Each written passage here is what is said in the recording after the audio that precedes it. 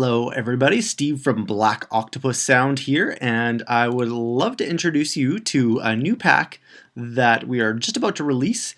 And this is a tool that I'm making that will actually be included within the pack that is super handy.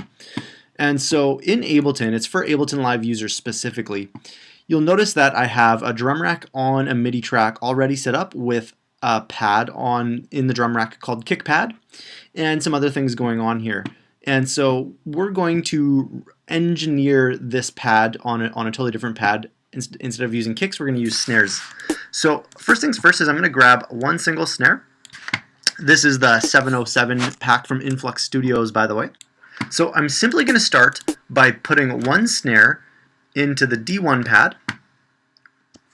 And I'm going to right click and click this simpler to sampler function. And so this gives us the more complex sampler instrument. And I'm going to open up the zone tab. And we're going on a little bit of a journey here, and this will all come together and make sense with why I'm doing these things in a moment.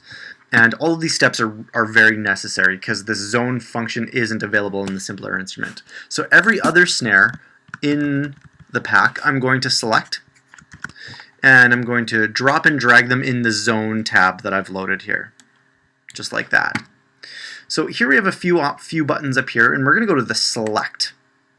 I'm going to go right click, distribute ranges equally. I'm going to make sure these are all selected. So I'm going to select one and hit Command A, right click, distribute ranges equally. And now you can see they're all evenly distributed between these numerical parameters we have.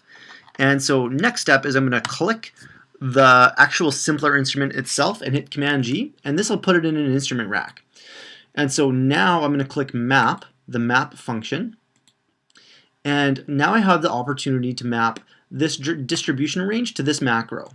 And so now it's called sample selector. So I'm going to rename this to snare select, and you'll notice that I'm going to declick map, and now this macro knob is controlling which snare hit is played. So this lets me make quick drum patterns on the fly. So I have a MIDI clip up here already, and so I'm just going to make a simple kick snare hit pattern just so you can kind of get a sense for what's happening now and what's accessible here. This gives us a really fast opportunity this gives us a really awesome opportunity to make really fast drum loops. And so I have the same thing put on the kick pad. I'm going to rename this to snare pad. So just listen to the different kicks.